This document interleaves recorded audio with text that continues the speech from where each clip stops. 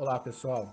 Somos do segundo período de Pedagogia da Faculdade Unis de Pouso Alegre e vamos falar sobre o tema Educação 4.0 e a diversidade de aprendizado que ela nos traz, pois sabemos bem que o conhecimento sempre deve ser compartilhado. Esperamos que vocês gostem.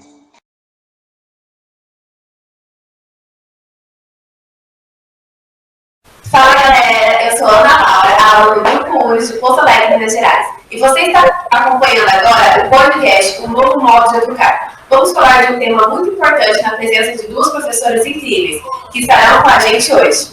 A professora Maiara e a professora Karina, sejam bem-vindos agora ao nosso podcast. Podem falar oi, professoras. Olá, pessoal, tudo bem? Olá, pessoal. Muito obrigada pelo convite, Ana, Rafa. Acho que é realmente uma situação muito interessante. Primeiro podcast que eu participo e estou super animada com a nossa conversa hoje. Animadas também. Olá, ouvintes, meu nome é Rafaela e vamos conhecer um pouquinho das duas professoras incríveis que estão aqui com a gente fazendo esse podcast acontecer. Vamos começar com a professora Karina Adelino Luiz, nossa querida professora de arte, metodologia e prática. Professora, fala um pouquinho sobre você, a sua trajetória na educação e o seu momento atual. Gostaria de agradecer, aproveitando a oportunidade de vocês, também é o primeiro podcast que eu participo, e vamos lá. Meu nome é Karina Adelino, sou pedagoga especialista em gestão educacional, trabalho também com gestão de pessoas, ludicidade e psicopedagogia institucional, e atualmente eu sou pós-graduanda de metodologias ativas. Sou apaixonada pela educação, como vocês podem ver, principalmente os meus alunos, e a minha trajetória na educação me trouxe a certeza que eu fiz a escolha certa. Já atuei na educação infantil, no ensino fundamental, nos anos iniciais, nos anos finais, ensino médio, cursos técnicos e profissionalizantes. Já trabalhei tanto quanto professora, como também especialista da educação. Atualmente, eu sou analista da educação do SESC Pouso Alegre e professora universitária. Esse momento atual me fez refletir, desde o início da pandemia, desse cenário atual, de como será a nossa educação pós-pandemia. E é o que nós iremos discutir nesse podcast hoje. Obrigada, professora. Agora a gente vai conhecer um pouquinho da professora Maiara, nossa professora de literatura infantil. Olá, pessoal, boa tarde. Sobre a minha trajetória, eu sou formada em pedagogia, eu fiz uma especialização em supervisão escolar e também em educação especial inclusiva. Eu tenho mestrado em educação e a minha pesquisa de mestrado foi voltada para estratégias de aprendizagem. E atualmente eu sou aluna do programa de doutorado da Unifesp, e a gente está começando uma pesquisa sobre as estratégias voltadas para o público autista, para a inclusão deles. Além disso, eu também atuo em alguns grupos de pesquisa, Sou membro da Associação do Desenvolvimento de Investigação em Psicopedagogia, é uma associação de Portugal, grupo de estudos em contextos relacionados à aprendizagem e também na linguagem multimodal e cognição junto à Unifesp. Já trabalhei na educação básica, na educação infantil, já trabalhei também, tenho 6 anos de casa no Instituto Federal, lá já trabalhei em diversos setores, inclusive na coordenação de ensino, e atualmente eu me encontro passada do Instituto e trabalhando com vocês como professora na UNES. Também sou pesquisadora financiada pela CAPES. É isso que eu tenho, esse é um pouquinho do que eu andei até agora em pedagogia. Muito obrigada, professora. Espero um dia chegar lá também, igual vocês viram. Sim. Bom, o tema que a gente vai abordar é as novas tendências educativas e as modificações para a aprendizagem, que é um tema bastante importante pela mudança que a gente tem sofrido hoje em dia e tem refletido bastante na nossa sociedade. Tem refletido e vingado em nossa sociedade de maneira de aprendizado. Professora Karina, poderia falar alguma coisa para a gente sobre o tema? Aqui. Bom, essas novas tendências educativas e as modificações que nós teremos aí no processo de ensino-aprendizagem são importantes, visando que tudo que nós vemos está mudando, né? Todo o cenário envolvendo tecnologia, educação 4.0, é também uma dessas mudanças, e que nós precisamos de uma mudança dentro do cenário da educação. Então, uma sala de aula totalmente diferente, alunos cada vez mais protagonistas do processo de ensino-aprendizagem, professores com olhares diferentes para a educação. Então, é nessa linha, né, de raciocínio que nós iremos discutir essa tarde de hoje. Obrigada, professora. E você, professora Nayara, qual que é a sua visão neste primeiro momento? Eu concordo com a professora Karina, acho que a gente vive um momento único na educação, né?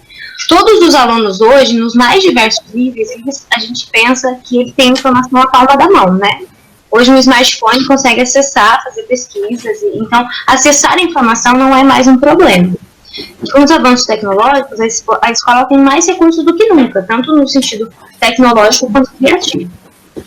O que eu penso é que o desafio está em que acessar a informação não é suficiente.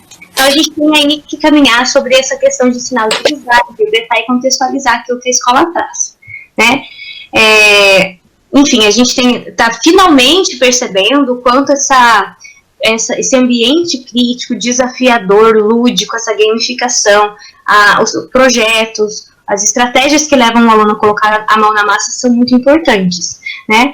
Mas não só disso vive o aluno. Então, eu acredito que a gente está vivendo um momento de grande envolvimento do aluno, da sua capacidade de resolver problemas, de pensar em projetos, mas a gente não pode perder de vista a formação humana. Então, acho que é essa linha que a gente está vivendo nos dias de hoje, em termos de educação.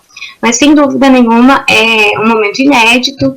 Vocês, os futuros pedagogos, né, os pedagogos que vão sair frescos agora, vão ter aí um grande desafio com esses nascidos digitais. E é muito interessante, né? É um momento que a educação não viveu ainda. É mais ou menos isso que eu penso que a gente está respirando agora. Obrigada, professora. Bom, em relação à educação 4.0, com a chegada dos novos recursos tecnológicos, o Meet, o Google Class, o Zoom e por aí vai, nós estamos desenvolvendo ainda mais uma cultura digital em sala de aula, onde requer uma certa capacitação, né? Como que a gente pode lidar com isso? De uma maneira mais clara. Professores, com base nisso, qual que é a visão de vocês, o quão preparados vocês acreditam que os professores estão para essa nova educação 4.0? Começando pela professora Karina, por favor. Conforme vocês falaram, né, a gente vive uma era digital, recursos tecnológicos são aplicados cada vez mais em diversas áreas e a gente ainda sente uma falta de preparo de algumas pessoas e uma falta de preparo devido ao conhecimento mesmo. Já trabalho com diferentes professores e eu consigo visualizar isso, que é falta às vezes de vamos aprender juntos, vamos aprender e correr atrás, né, de trabalhar com essas tecnologias. Então, quando veio a pandemia, foi o que eu falei em algumas das aulas, eu acho que foi um ponto positivo nesse sentido, porque muitos professores não sabiam nem ao menos ligar o computador, ligar um data show, eram coisas simples, mas que tinham essa dificuldade justamente por nunca ter precisado usar. Quando chegou a pandemia, as nossas aulas foram totalmente, né, passado para esse modo remoto, para esse modo online, muitos professores tiveram que aprender de uma maneira mais rápida, né, totalmente corrido, não teve esse tempo de preparo de conhecimento e foi ali correndo atrás de como fazer isso, muitas vezes sozinho, sem uma ajuda, sem um auxílio e tendo que se atualizar para conseguir continuar atendendo os alunos, continuar atendendo as escolas de uma forma muito mais rápida. Então, a gente vê que eles precisaram sair dessa zona de conforto para conseguir continuar trabalhando, mas que, ao mesmo tempo, foi um ponto positivo, porque eu penso agora após esse cenário, que já estão habituados ali a usar essas ferramentas, a trabalhar dessa maneira diferente, ele vai ter, então, já um pré-requisito para continuar trabalhando de uma maneira diferenciada dentro das propostas pedagógicas atuais. Então, eu vejo esse lado positivo. Porém, né, a gente sabe que nem todas as escolas conseguiram fazer dessa forma, a gente tem realidades aí totalmente diferentes, mas que já foi aí uma quebra de paradigma. Obrigada, professora. Imagina. E professora Mayara, você concorda, você discorda, o que você acredita? Não, eu super concordo com o que a professora Karina disse. É aquela velha história que eu já contei para vocês na sala, né? É sobre aquele viajante no tempo.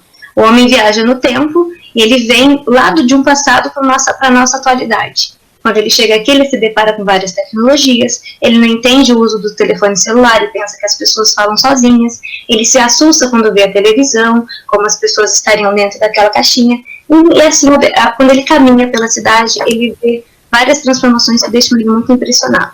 Ele fica, inclusive, muito aflito, porque ele não consegue entender mais aquela sociedade. Ele só se sente tranquilo quando entra numa escola, porque lá ele viu o professor na frente e os alunos sentados um atrás do outro, tal qual sempre foi. E essa é uma história, né, que eu contei brevemente, para ilustrar como a escola demora a mudar.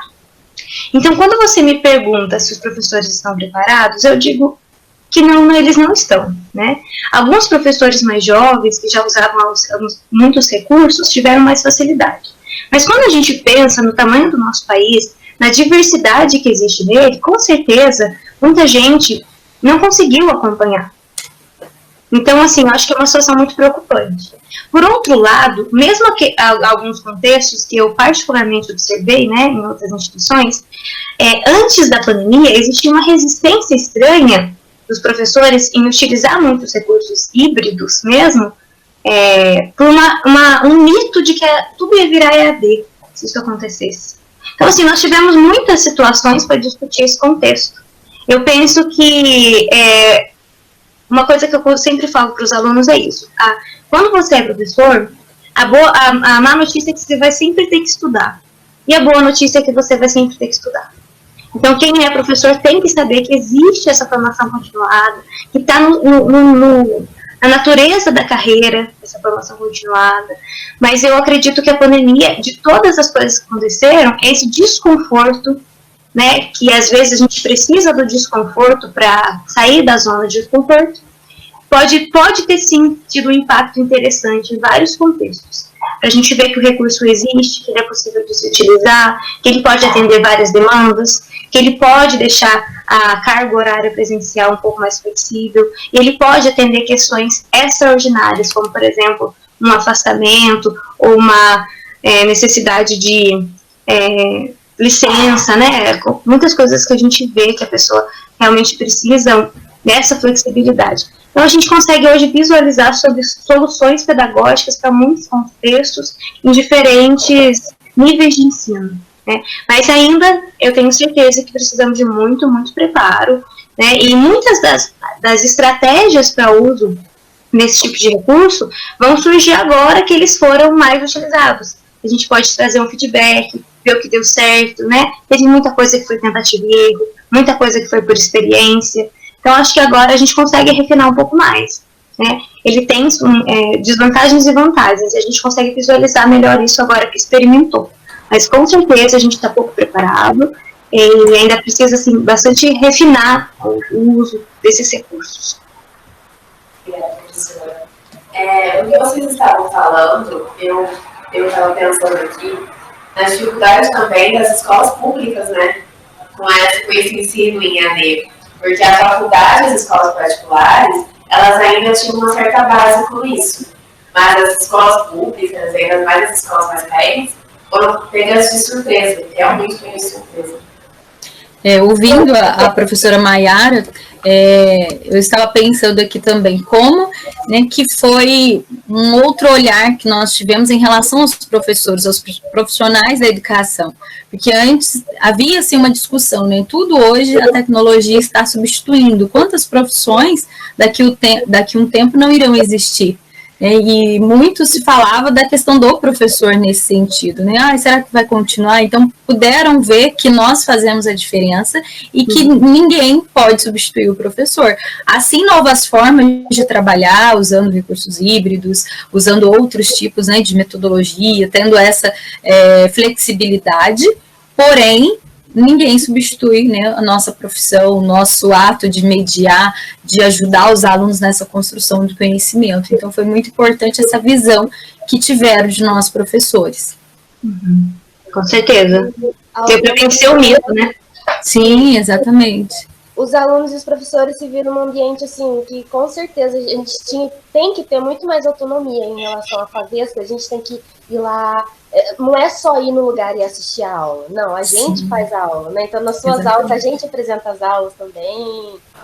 E também a questão que muito se fala, né, que os alunos sabem tudo, tem o Google, tem as informações ali na palma da mão. Sim, tem. Mas e agora? Estão sabendo usar isso a seu favor? Quantos adolescentes que eu acompanhei durante a pandemia que não conseguiam, às vezes, fazer o básico ali na aula, de acessar a plataforma ou de fazer alguma atividade que envolva essa tecnologia propriamente dita, né, os recursos tecnológicos, porém tinha essa visão que eles sabiam fazer de tudo, né, e os professores não sabiam fazer nada, e não é bem assim. Não é nesse sentido, né? É que agora nós estamos aprendendo a usar os recursos tecnológicos a favor da educação, a favor dos alunos, a favor dos professores. Então, desmitificou um pouco isso. Isso foi bem legal também. Karina, professora, aproveitando essa situação, né? O aluno está com toda a informação à mão. Mas o professor, ele é fundamental sempre porque a gente precisa aprender a filtrar. Porque hoje que todo mundo tem voz na rede social, nos WhatsApps, e, enfim, nas mil formas, né, nas plataformas do próprio YouTube, a gente percebe disseminação de informação equivocada. A gente nunca viveu uma febre de fake news tão grande, né, e algumas pessoas recebem a fake news sem o menor senso crítico, né, de, nossa, mas será que faz sentido?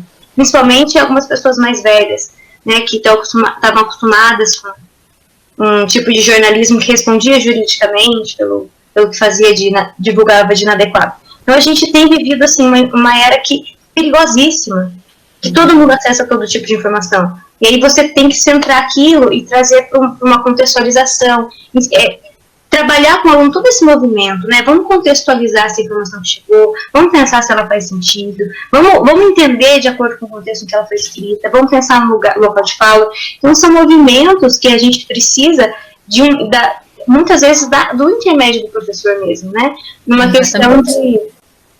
eu acho muito perigoso a informação não filtrada. Então, a gente tem que desenvolver essa habilidade, né? De filtro, de senso. Isso é um dos desafios desse momento, dessa era da informação. Sim, com certeza. E, professoras, além dessa autonomia, qual autoridade vocês acreditam que o aluno e o professor eles devem adquirir nessa educação 4.0, né? Já que vocês falam todas essas mudanças da internet, né, do professor aprender a mexer, né, nessas tecnologias, e o aluno também, que eles achavam, a partir do momento que ele achava que ele sabia de tudo, mas na verdade não. O que vocês acreditam que seja essa autonomia, né? Qual outra habilidade que o aluno e o professor devem ter? Pode começar, professora Karina, por favor. Bom, eu acho que além dessas habilidades relacionadas ali ao conhecimento, mas as habilidades também socioemocionais, esse desenvolvimento das relações, tanto intra quanto interpessoais, né, que também estão muito fortes nesse momento. Hoje nós vemos aí que o mercado de trabalho busca, sim, competências técnicas, mas os comportamentos, essas habilidades socioemocionais hoje se faz presente de maneira mais forte, né, de uma maneira mais requisitada, digamos assim. Porque não adianta eu ter todo ali o conhecimento, sendo que o meu comportamento deixa muito a desejar, principalmente a relação com o outro, né, a relação consigo mesmo e a relação com o outro. Também a relação da organização para os seus estudos, a gestão do tempo, tudo isso vocês foram aprendendo e foram desenvolvendo durante esse período, de deixar aquele momento para estudar, esse momento eu tenho aula, da organização dos trabalhos em grupos, mesmo estando cada um ali na sua casa, o compromisso, principalmente a dedicação pelos estudos, é isso que eu quero, então eu vou correr atrás, eu vou fazer a diferença, eu vou mudar os meus hábitos. Então, acho que várias habilidades foram sendo desenvolvidas durante esse período. Obrigada, professora. E professora Mayara, o que você acredita? Quais sejam essas autonomias, essas habilidades que o aluno e o professor devem ter? Eu acredito que a professora Kelly foi muito feliz na primeira definição de falar em socioemocional. Eu concordo totalmente que a habilidade que a gente precisa trabalhar hoje é socioemocional, a inteligência emocional. Eu sei que para muitas pessoas de áreas técnicas parece uma discussão um pouco etérea, mas é muito real a gente perceber a questão mental da pessoa mesmo, né, da capacidade de ter uma relação social, da habilidade do trabalho em grupo, da questão de conseguir lidar com no trabalho ela vai ter um chefe, né, então são questões que eu acho que precisam ser trabalhadas nas novas gerações, muito imediatistas também, né? Então, eu acredito que o pensar social e emocional são muito importantes. Eu costumo dizer também que, quando a gente vai formar um aluno, a gente pensando no contexto pedagógico, tem que tomar muito cuidado para a educação não ter um caráter muito técnico, no sentido de formar para a profissão. Eu acho que a gente tem que pensar numa pessoa que vai ser um profissional para pensar em soluções sustentáveis, sabe? Em uma atuação humana. Então, acho que esse caminho também é muito importante. A gente pensar em um agente de ação social, um cidadão consciente de uma sociedade, que ele vai poder trabalhar e desenvolver a sua profissão, a sua ação social de uma forma mais consciente. Agora, se a gente for pensar numa habilidade prática para o professor e para o aluno hoje, eu diria que seria a criatividade. Acho que o professor ele precisa ser muito criativo inclusive dentro. O nosso planejamento é flexível, então eu posso ter todo um planejamento do ano, que quando eu conheço a minha turma, né, eu vou adaptar para ela. E você vai ter que ter a criatividade do perfil daqueles alunos, de tentar ter essa percepção. Eu acho que a atividade docente exige bastante criatividade. A gente tem que tomar cuidado, né, para não achar que o recurso tecnológico, que o programa, que o game, ele supre tudo isso, porque ele não supre, ele é um recurso. A criatividade do professor por trás disso, ela ainda é essencial. Professora, quando você comenta, né, sobre essa inteligência emocional que as pessoas precisam ter, uma coisa que eu reparei bastante também sobre a criatividade é que os alunos agora estão perdendo, às vezes, muito mais fácil nas aulas. E a outra parte é sobre os trabalhos em grupos. Antes, o trabalho era dividido, você faz essa parte, eu vou fazer essa. E ninguém tinha conhecimento da outra parte que o parceiro ia fazer. Porém, agora, né, nessa aula EAD, aula online, a gente precisa saber das outras partes do grupo, caso a internet caia, caso aconteça algum imprevisto. Então, acredito eu que os trabalhos em grupo agora realmente estão sendo em grupos, porque está havendo mais discussão, mais opinião entre as pessoas que estão no grupo, né? Porque antigamente não era dessa forma, na escola, na presença, tipo, eu vou separar aqui, vou separar essa parte, eu faço essa. E assim ficava. Que bom, Ana, seu feedback legal que você tá dando. Tem muito que agora todo mundo precisando ali. Abraçar o trabalho em grupo. É muito legal. É um positivo, né? Sim. E a parte da criatividade, principalmente, né? Os alunos, eles estão perdendo a atenção muito rápido. Ana, a gente tem conversado essa questão da criatividade até nas nossas aulas de literatura infantil, né? O que é o problema? Muito dos novos hábitos comprometem o processo, tanto atencional quanto criativo. A criança hoje, ela desde muito pequena, e a gente observa bastante isso, ela está ali no restaurante com o tablet na frente do rosto, né? Não é incomum ver essa cena. O que é o problema? Quando você conta uma história para uma criança, ela ainda precisa imaginar a história. Quando a criança ela já tem acessado sempre o conteúdo pronto, imaginado, só para ela absorver, ela vai deixando de exercitar essa habilidade. Isso vale para muitas coisas, né? Os jogos, hoje a criança ela se interessa mais por um jogo de videogame, um jogo de mídia, um jogo de equipamento, do que por um outro tipo de jogo de interação. Então, todas essas questões, elas vão enfraquecendo o exercício de criatividade da criança. E isso é preocupante, porque a longo prazo, isso pode ser problemático. Agora, com relação ao processo atencional, é um problema não só de uma geração nova, mas de todo mundo que está vivendo essa digitalização excessiva. Porque o que acontece? Se antes você lia um livro ou um artigo de uma revista mesmo, você mergulhava nele, hoje é muito dinâmico.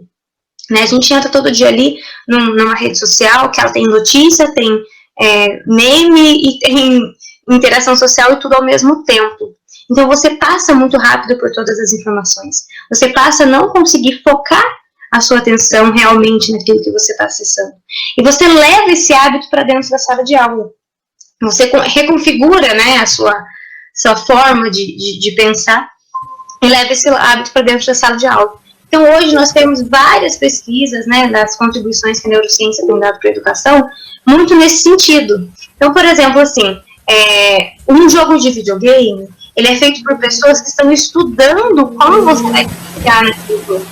Então, tem todo um contexto por trás daquilo. Então, eu falo assim, por exemplo, eu tenho um filho de 12 anos, e ele está nessa fase que gosta muito de videogame. Então, o que ele está vivendo agora? Ele usa esse produto feito, né, com a descarga neuroenérgica muito intensa, e aí ele fica muito ligado naquele desafio, naquela recompensa que o jogo propõe, e aí essa mesma sensação intensa, ele quer depois, a criança, o nosso aluno, ele quer depois nas outras atividades, e ele não vai ter. E aí isso vai gerar uma frustração, uma monotonia naquilo que ele tem a obrigação de fazer, e um desejo enorme de continuar fazendo aquilo que traz essa sensação. Né? São muitos contextos diferentes que a gente vive por conta dessa tecnologia nova, por conta desse mercado de consumo tecnológico novo. E isso afeta, sim, a sala de aula, afeta, sim, o processo atencional do nosso aluno, afeta, sim, a dinâmica que a gente conduz a aula. A gente consegue perceber claramente essa queixa de menor atenção. Então, assim, são contextos também do desafio desse momento 4.0 que a gente pode pensar. Ô, professora Karina, o que você acha do tempo de tela?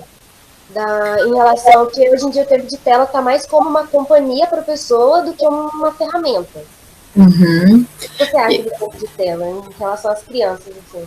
Prejudicial. Acredito que, né, voltado aí para a questão também da ludicidade, as crianças não brincam mais, né? Não tem aquele momento de brincar, de trabalhar ali a criatividade deles em si. Quando eles estão brincando, eles desenvolvem, né, várias habilidades também através das brincadeiras. E eu vejo isso pelos meus afilhados, que quando vêm para minha casa querem ficar no computador o tempo todo, não quer brincar, não quer jogar bola, e isso é prejudicial, né? Não somente para essa questão de desenvolvimento de habilidades, mas também para ele, né? Para o seu bem-estar, para a sua saúde. Quando por exemplo, os pais acho que podem controlar melhor esse tempo, né? Dividir melhor para a criança, né? Olha, tal tempo você vai poder mexer no seu celular, ou no seu tablet, ou assistir uma televisão, ou assistir um desenho, mas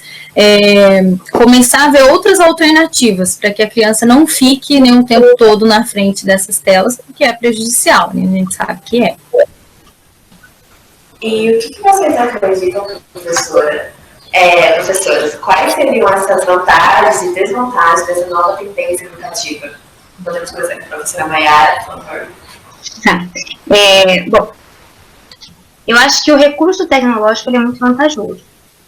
Eu acho que a gente viveu agora, na nossa experiência, a vantagem de você estar no seu escritório, no seu quarto, na sua casa, você não precisou se locomover, e aí você consegue acessar os seus alunos. Como desvantagem, a gente vai pensar assim, a dependência desse equipamento, a internet que cai. E assim, uma aula extensa, ela é muito difícil de se acompanhar, principalmente uma aula teórica densa, extensa, não é aconselhável para se fazer em tela, né? É outra pegada. Então a gente consegue perceber essas questões. A interação social faz muita falta, e aí a gente está tão acostumado a propor fazer um planejamento voltado para a interação social que é muito difícil pensar nele adaptado para a tela, né, para o computador. Mas assim, quando a gente pensa a educação 4.0 em si, eu posso estar enganada, vocês me corrigem se eu estiver enganada, mas até onde eu sei, A educação a gente chamou de 4.0, porque ela foi pensada para essa quarta revolução industrial e tecnológica, não é? Então, isso foi positivo por várias coisas, porque a gente finalmente conseguiu ganhar espaço para esse tipo de recurso dentro da escola. E tivemos, assim, vários... gente pensando em tecnologias para a escola, sabe? A gente teve essa preocupação, né, de uma sala de aula virtual, ou então outros programas que pudessem gamificar algumas atividades. Então, ter profissionais pensando isso é muito positivo. Agora, o que eu fico um pouco preocupada é quando a gente pensa nisso, né? Uma escola para ter uma revolução industrial, né? Eu acho que a gente fica assim, tem que tomar cuidado, porque a escola não é feita para atender só o mercado de trabalho. Então, é nesse sentido que eu acho que a gente tem que se preocupar. Essa questão de pensar no aluno fazendo, aprender com a mão na massa, criar situações de problemas, ela é uma tendência pedagógica antiga. Ela não é uma conversa nova. Ela só não foi abraçada da forma como poderíamos, né? A gente vive muito resquício de uma educação tradicional. Mas essa conversa é antiga, né? Lá, o movimento Escola Nova, a gente chegava a isso. Então, assim, a gente tem começado a perceber as vantagens desse tipo de metodologia, realmente trazer ela para dentro da sala de aula. Mas o que eu penso? A gente não pode perder de vista a função social da escola, né? A escola, ela não é feita só para produzir um trabalhador, e a escola não é feita só para, em termos de educação básica, para aprovar no vestibular. A escola, ela é muito mais que isso, né? Ela tem um compromisso social com seus alunos. Ela não é só um mecanismo de mercado. Ela está aí, e por lei, para garantir um pleno desenvolvimento do indivíduo, para preparar a pessoa para o exercício da cidadania. Então, eu acho que a gente tem que tomar um cuidado com isso. A gente não está ali só para desenvolver habilidade técnica, né? Como tem um exemplo que é muito claro disso. Inclusive, um exemplo muito pesado, peço licença para vocês. Por exemplo, o médico que desenvolveu a forma de matar judeus nas câmaras de concentração durante o nazismo, ele tinha conhecimento técnico, mas faltava formação humana, né? O engenheiro que projetou uma câmara de gás, ele tinha conhecimento técnico, mas faltava formação humana.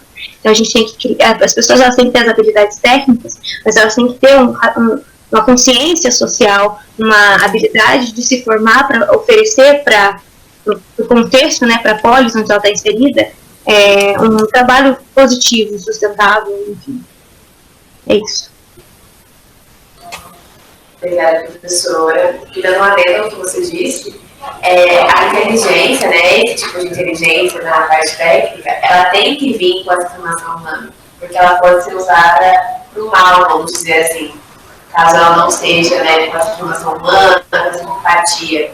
Então, é muito interessante o que você disse. Obrigada. Como a gente aprendeu no filme do Homem-Aranha, com grandes poderes, tem grandes responsabilidades. Exatamente.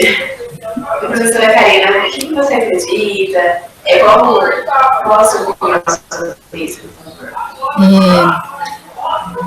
Relacionado à desvantagem, eu penso em um outro cenário. Concordo com tudo que a professora Maiara falou, né, relacionado a esse olhar, né, das competências técnicas, mas eu vejo também uma relação na questão de sociedade mesmo, né, essa equidade da educação, né, que não vai ter, que não tem, né, nós vimos, igualdade é diferente, é muito diferente de equidade, e seria uma desvantagem nesse sentido, porque a gente sabe que o cenário socioeconômico do nosso país é muito diferente, nós temos muitas diversidades relacionadas ao papel econômico também dentro do nosso país, então a diferença vai aumentar ainda mais.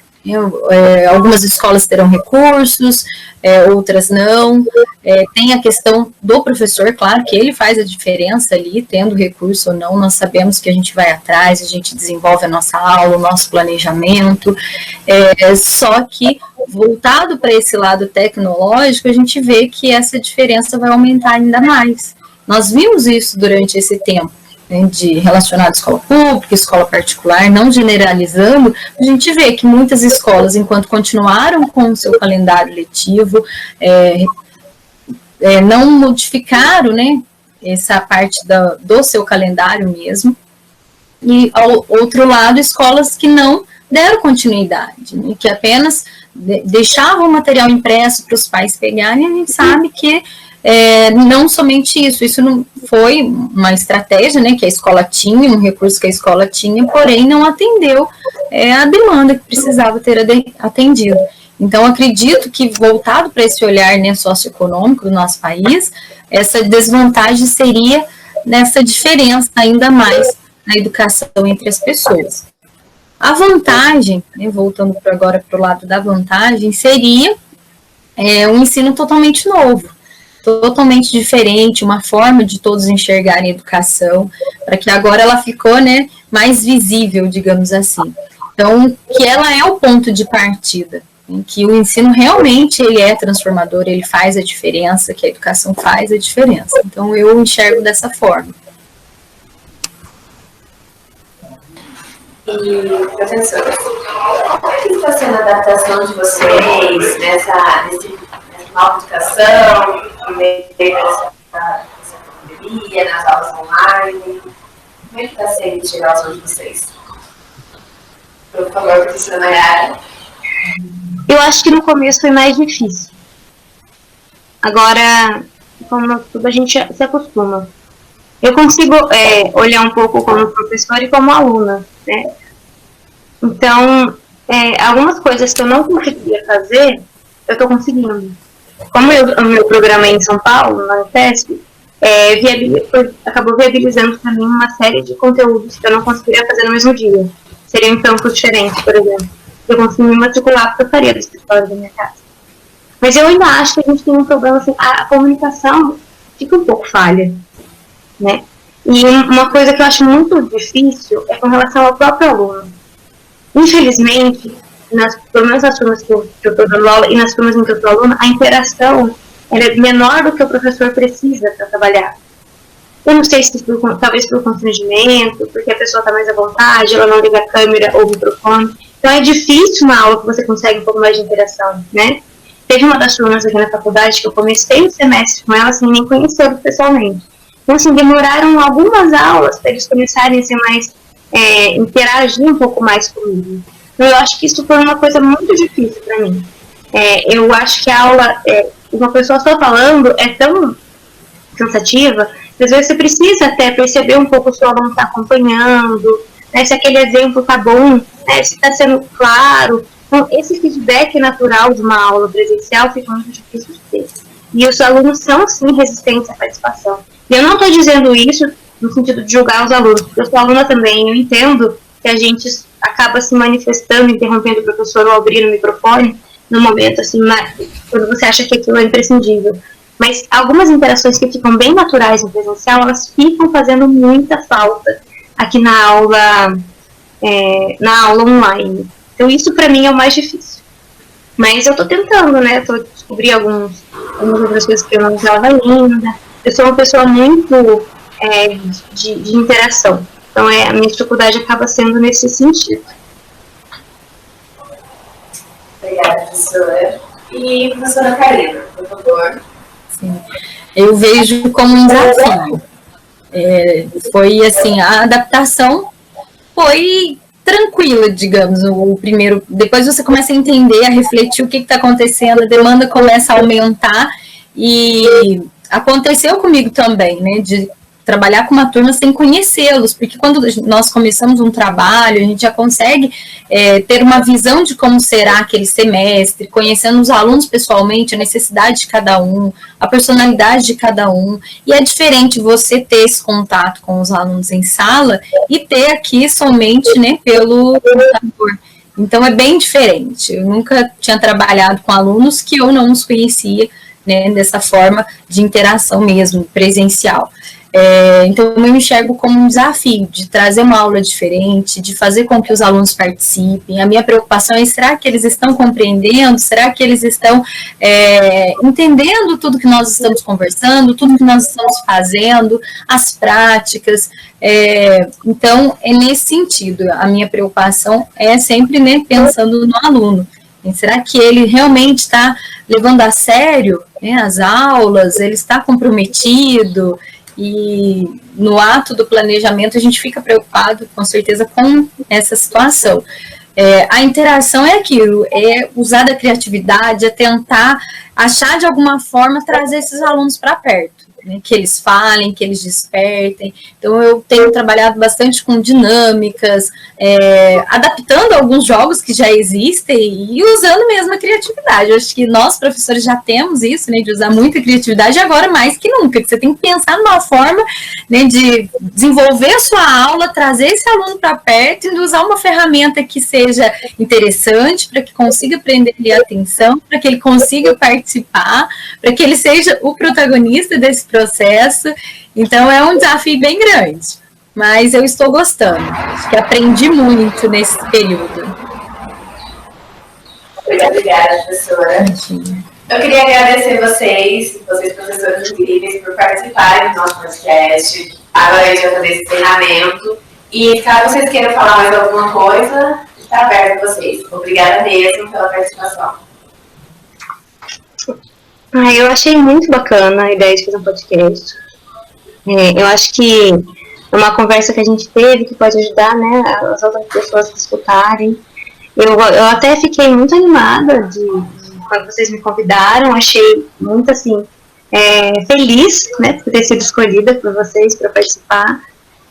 Para mim tem sido muito bacana trabalhar com essa turma. Vocês são muito bacanas, muito carinhosos. Achei super especial, sabe? Então, eu é que agradeço. Muito obrigada mesmo. Também gostaria de agradecer, foi muito gostoso esse nosso bate-papo. Ouvir e falar também, pensar, refletir em tudo que nós conversamos aqui, vale muito a pena. E a gente vai também nesse sentido de ajudar outras pessoas, né? De ouvir o que nós falamos, de refletir, de levar a reflexão. Somente agradecer a vocês pelo convite. Imagina, obrigada a vocês por ter doado um pouquinho do tempo de vocês para ter ajudado a gente a estar aqui hoje. Estamos à disposição. Com certeza, com certeza. Até o próximo. Verdade. Então, esse foi o podcast, o novo modo de educar, Educação 4.0. Obrigada, professoras, e fiquem ligados na nossa programação.